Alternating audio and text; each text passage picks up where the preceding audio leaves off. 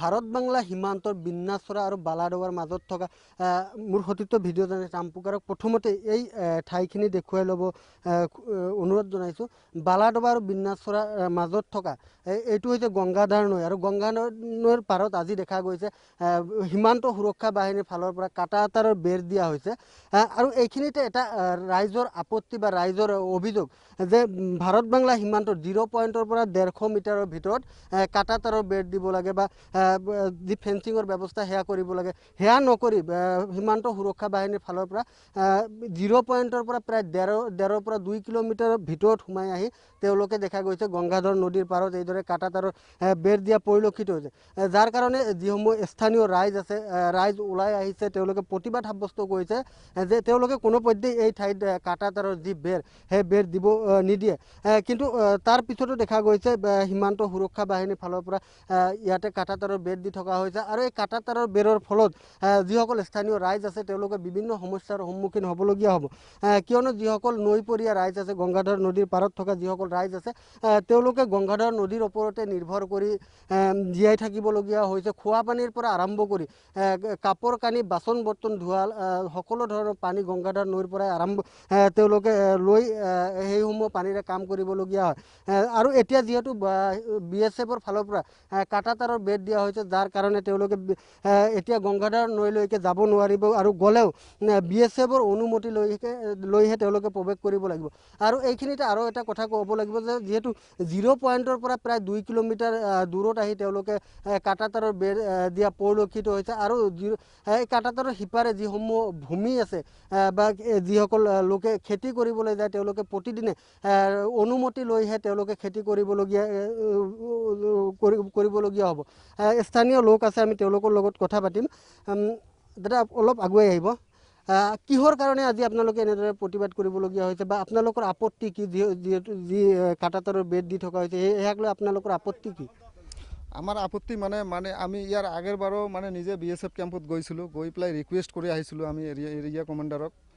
আজিও পুৱাতে ইহঁতে যেতিয়া আহিছে আমি আহিছোঁ ৰিকুৱেষ্ট কৰিছোঁ যে দাদা ইয়াতে কাটাৰ দিব নালাগে, যিহেতু 0 পইণ্টৰ পৰা 2 কিলোমিটাৰ দূৰত আপোনালোকে কাটা তাঁৰ দিব নোৱাৰে, এইটো আইনতো নাই। গতিকে আপোনালোকে 0 পইণ্টত ফেন্সিং দিয়ক, আমাৰ কোনো আপত্তি নাই, লাগিলে আমি আপোনালোকক হেল্প কৰিম। আৰু আমাৰ বহুত গাঁৱৰ মানুহৰ পৰা সিহঁতে সকলো সময়তে বাঁহ চাহ আদি লৈ বিভিন্ন ধৰণৰ কাম কৰি দিয়ে BSFক, কিন্তু সিহঁতে আজি আমাৰ কোনো ৰিকুৱেষ্ট নামানিলে, কোনো আপত্তি আমাৰ নামানিলে সিহঁতে হঠাৎ পুৱাতে প্ৰায় 100-150 মান BSFৰ জোৱান আহি উপস্থিত হয় আৰু এই নদীৰ পাৰে পাৰে কাটা তাঁৰ দি আছে।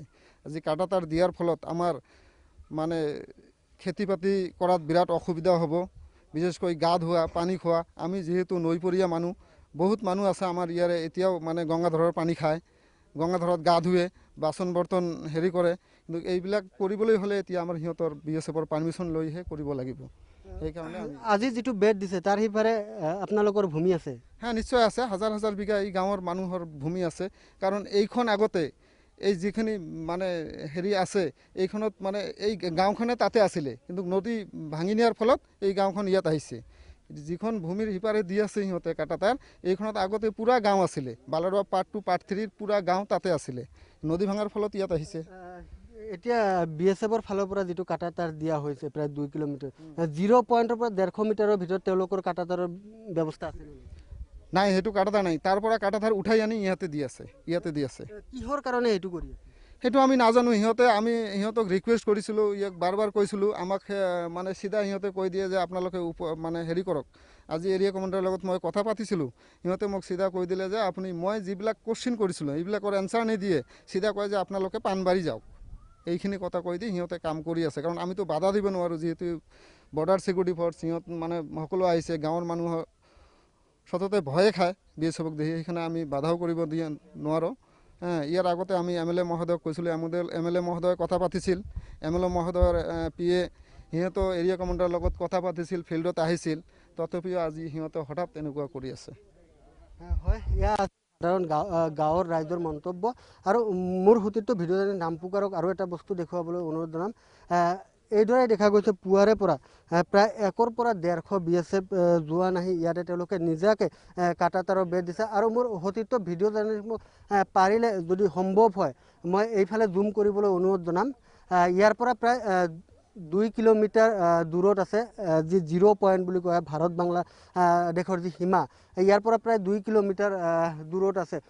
যদি সম্ভৱ হয় জুম কৰিলেও হয়তো ইমান দূৰলৈকে আমি সম্ভৱ নহ'ব, তথাপি জুম কৰিবলৈ অনুৰোধ জনাইছোঁ। আৰু তাতে ইতিমধ্যে যিসকল সীমান্তবাসী ৰাইজ আছে তেওঁলোকে উল্লেখ কৰিছে যে 0 পইণ্টৰ পৰা 150 মিটাৰৰ ভিতৰত কোনো ধৰণৰ ফেন্সিঙৰ ব্যৱস্থা নাই বা কোনো ধৰণৰ কাঁটাতাৰৰ ব্যৱস্থা নাই, কিন্তু তাৰ পৰিৱৰ্তে তেওঁলোকে 2 কিলোমিটাৰ দূৰত আহি তেওঁলোকে কাঁটাতাৰৰ বেৰ যি বেৰ স্থাপন কৰিছে সেয়ালৈ তেওঁলোকে গাঁওবাসী আপত্তি দৰ্শাইছে।